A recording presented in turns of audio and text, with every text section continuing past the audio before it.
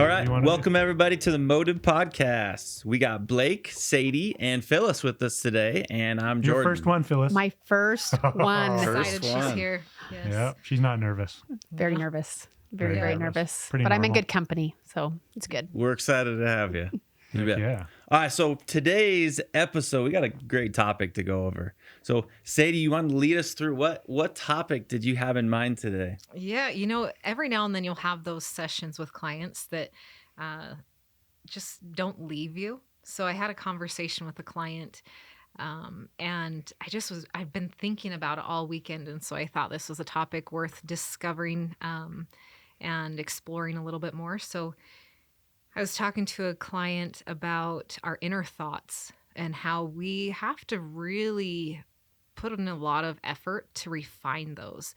And the inside of us, we kind of have this natural man or this kind of dark side of us that comes out. And we want to pretend that we don't, like we're above it for some reason, when really we're not. It's there.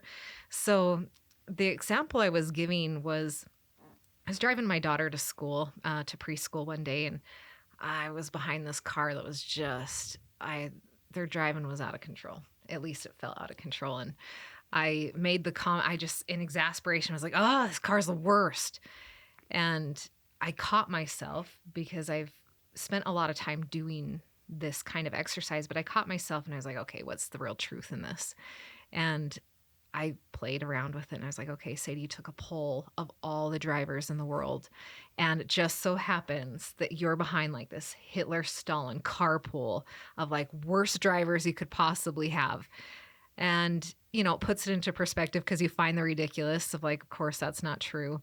And it finally boils down to like, okay, I just don't like their driving. And it's so freeing to be able to identify what it is that you're really thinking. But my client had made this comment that he was listening to a comedian and all the things that we would say to somebody when we're in our car that we wouldn't say in an elevator. So, we're cussing somebody out and we're telling, I hope you die, because they made us swerve a little bit in our car as we're driving. He's like, you would never say that in an elevator. You would never look at somebody and just like let them have it. Mm-hmm. And, we've got this degree of anonymity when we aren't like right in front of somebody. And it gives us this courage to say it. But it's like, who are we that we would even dare to be that kind of like malevolent person just because we can't see somebody eye to eye and we don't know who they are? And so it kind of brought up this whole train of thought for me that goes into empathy and why we are the way that we are, why that is our natural response to just rip into somebody or like judge the crap out of them. Yeah. Yeah, I mean, so the idea of balance of light and dark within a person, right? Are you familiar with archetypes at all? A little bit. So ego archetypes is the idea that every person has characteristic archetypes within them, right? Like we all have a servant, we all have a dominant side, we all have a progressive side, we all have light and dark within us, and that light and dark can serve us in different ways depending on how we use it. So somebody who is incredibly driven in life is a light attribute, but then if you become obsessive with what you're driven by, that's a dark side to it. So there's always a light and dark to anything. So I guess the question is, how do you balance the light and dark within each of us to better serve who we want to be in the life we want to live, right? Yes. When I think of that, I go down this empathy route, and it's a soapbox of mine, and I'll be talking about it a lot, but people will say, oh, I'm such an empath, or I'm so empathetic. And it's like, no, you're sensitive. Yeah. Like, and it's not an insult, but you're sensitive. You can tell how people feel. Good for you. Uh-huh. But empathy is such a different thing. Empathy requires such a disciplined, strong characteristic of curiosity. You have to be curious enough to be able to understand see how somebody's world makes sense to them, to be able to be in the trenches with them, to be next to them. Mm-hmm. It doesn't mean you're sacrificing what's right or your opinion. It just says, wow, I can really see why you are the way you are, why you think the way you do. If I lived your life, gosh, I'd probably be thinking it exactly the same way. And that's empathy. And there's so much more to it, but it requires this crazy amount of empathy where we have to be able to look at somebody. And I think what we naturally want to do is compare, and we find the ways that we're different or the things we don't like about somebody. Yeah.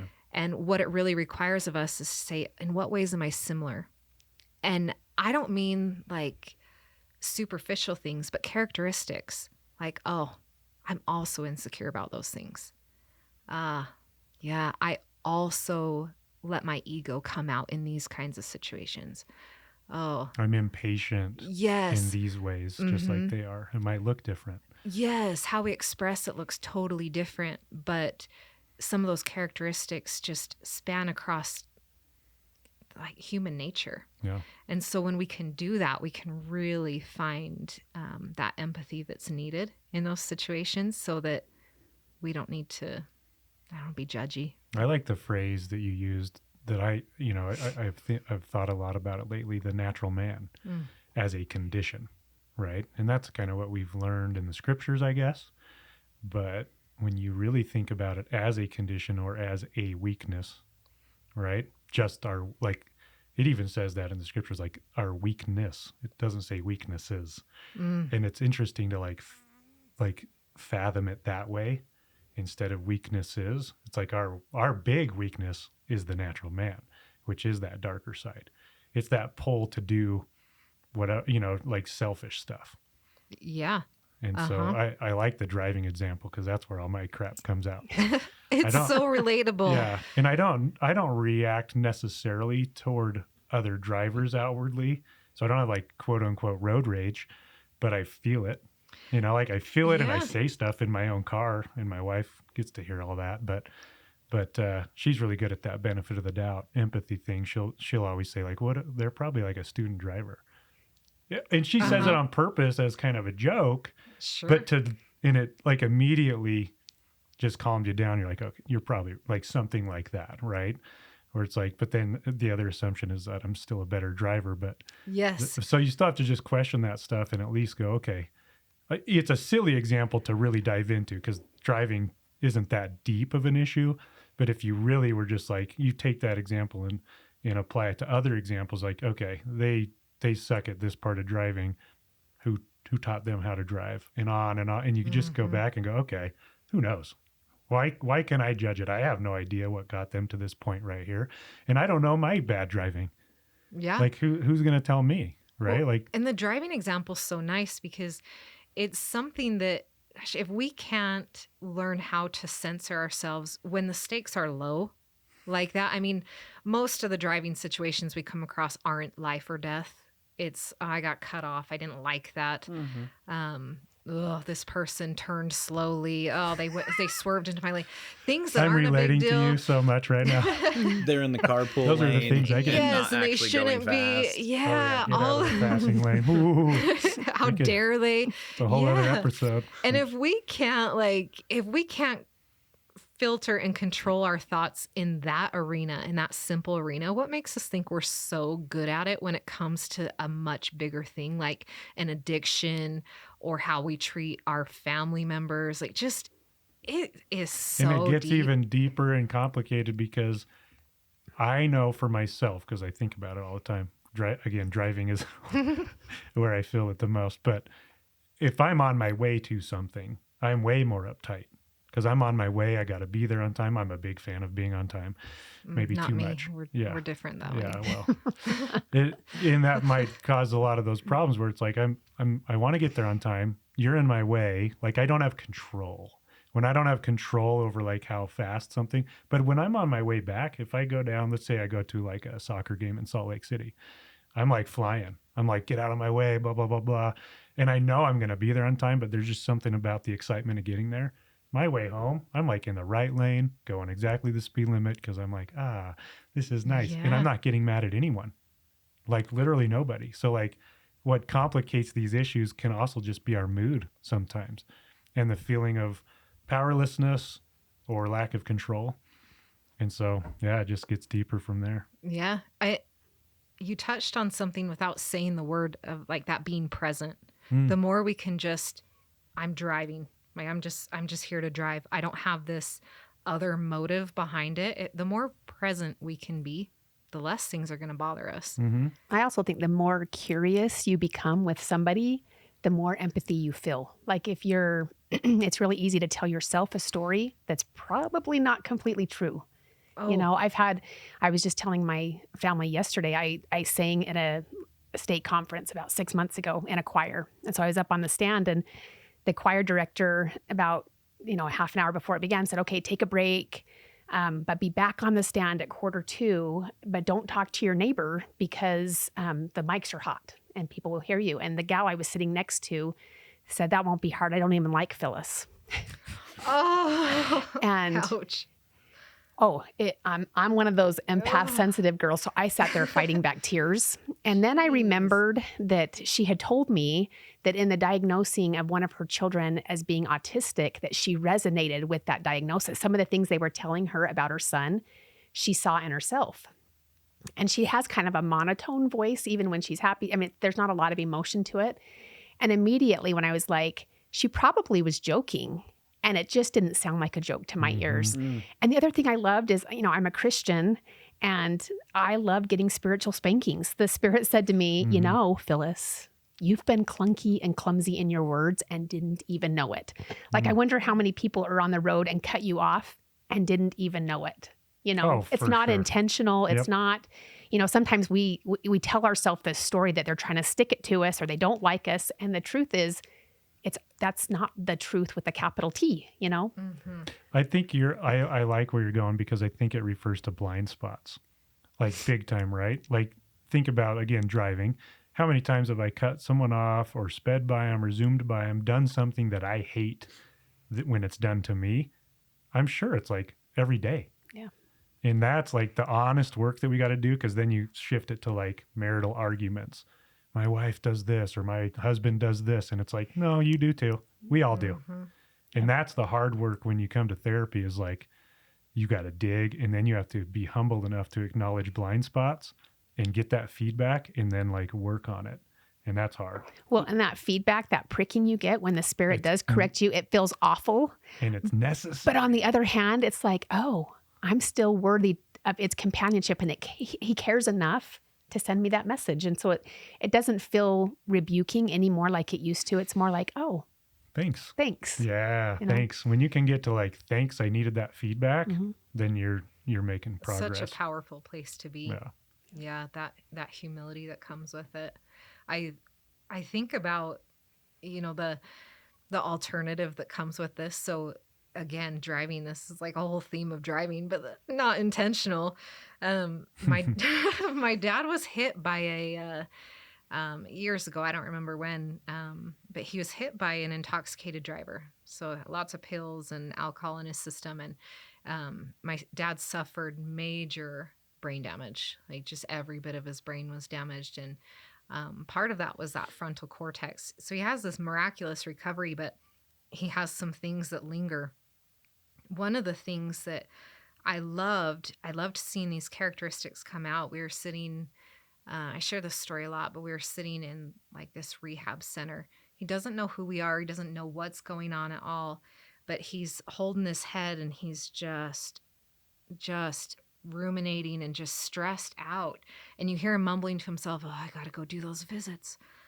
Oh, I'm not feeling up to it, but I got to go do those visits. If I don't visit those widows, who will? And it was just so cool to see that part of him come out, that he'd refined that so much that is what was stewing in his mind. And I thought, oh, how cool. But then you have the flip side.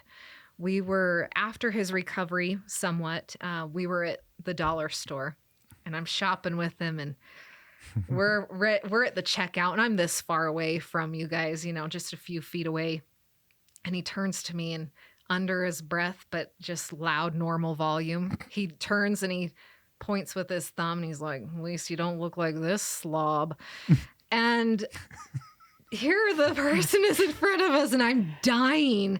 And everybody knows that we're talking about this. He is just judging the crap out of her based on how she looks.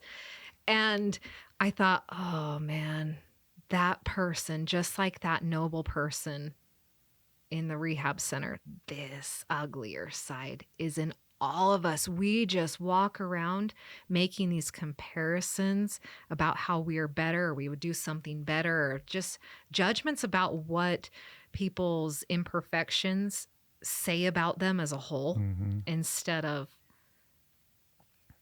why are we even making those comments? But it's scary what's in us if we don't.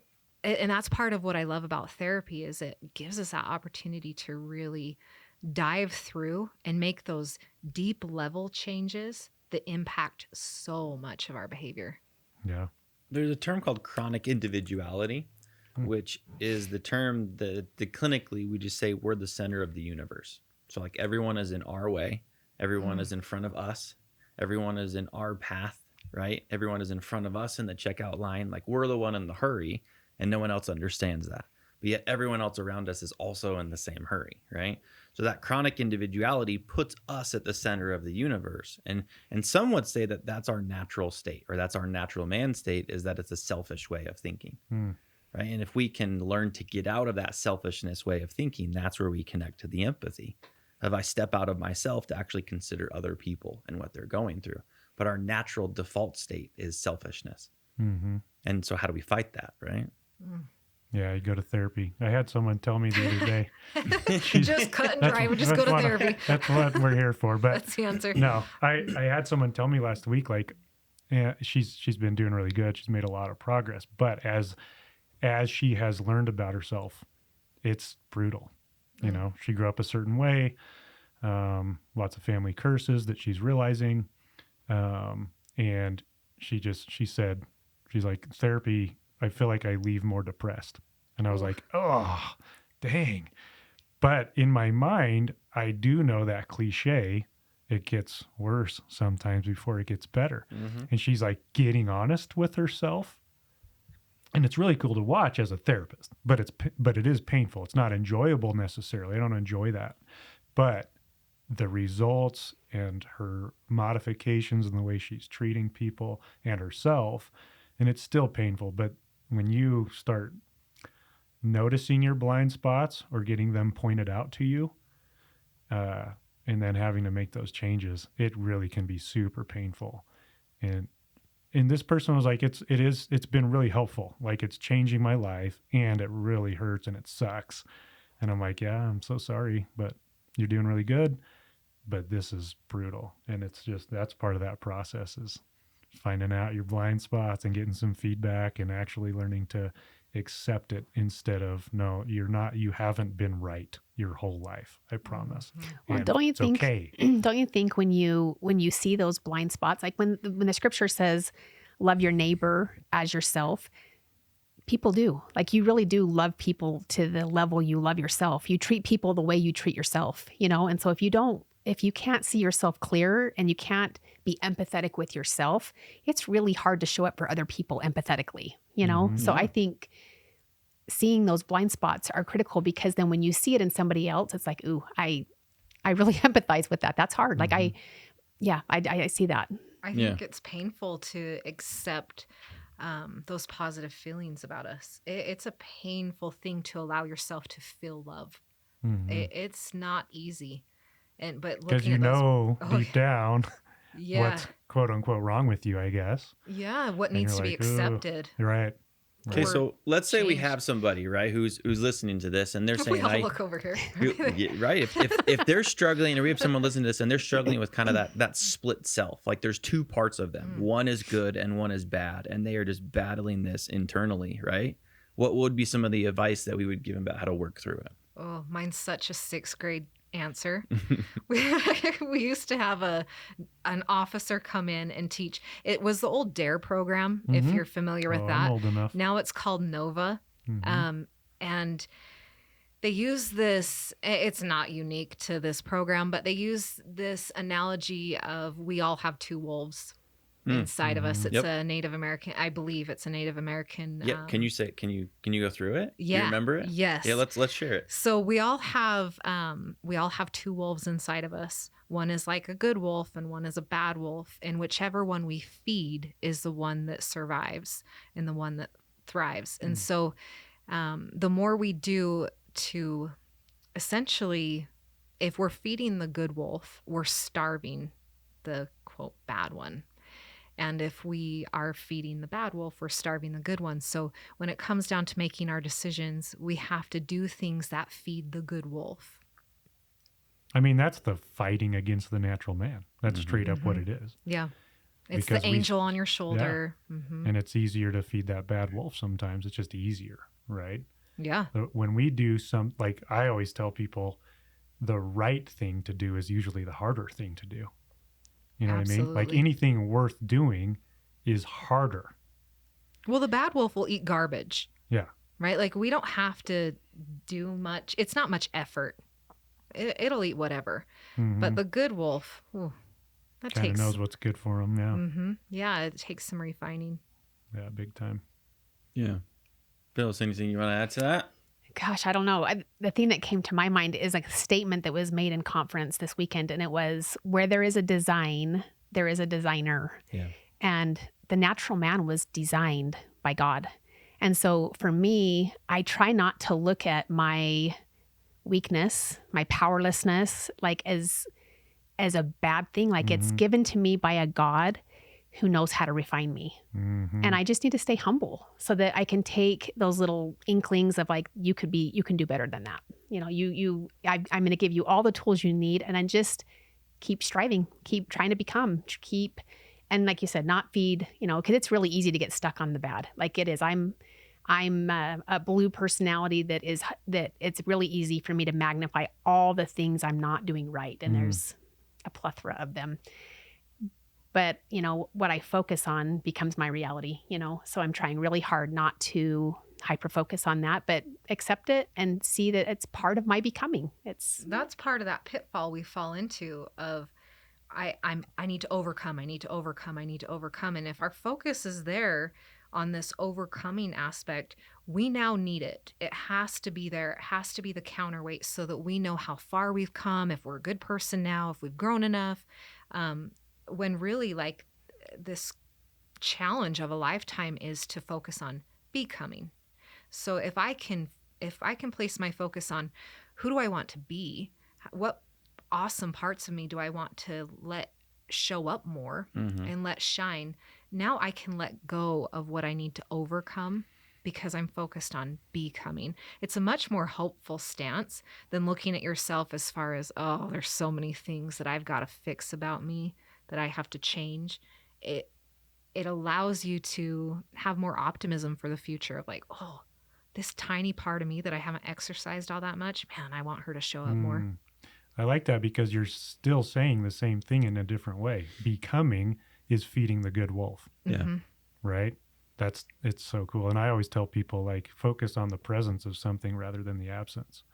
Right? Sometimes people come in and they're I'm going to stop watching pornography. It's like, well, that's a good that's a good direction. What are you going to be doing? What are you going to be putting in place?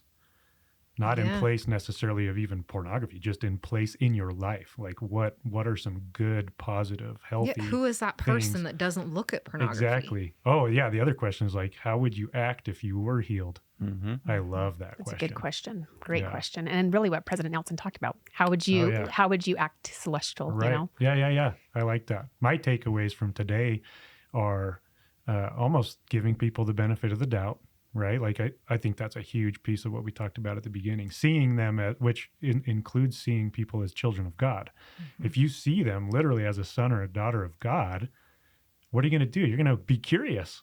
Like we talked about that curiosity.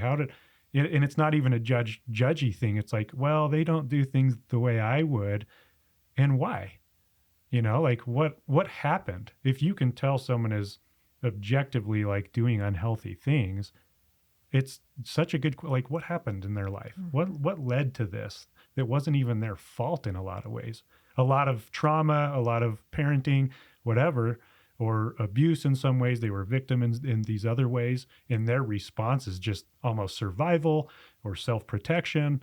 And if you can start seeing people that way, it's And you like, can start seeing how those show up in your life, like those for similar sure. characteristics. And that was the other part of like and that I need to be told too in the ways that I need to be moving forward. I need to be given feedback about my own blind spots, because when I'm thinking about other people in those ways, I don't know always what I'm doing wrong too. And I might have some ideas, but it's like what you said, like how many times have I cut someone off on the road and they didn't honk at me or swear at me, and I'm just never going to know that I did it because they had the patience and the wherewithal to like not freak out and road rage. We're all doing the same. We're doing a lot of the same stuff that we're getting mad at. Mm-hmm. And intentionally becoming the person we want to be, the version of us we want to be, right? Yeah.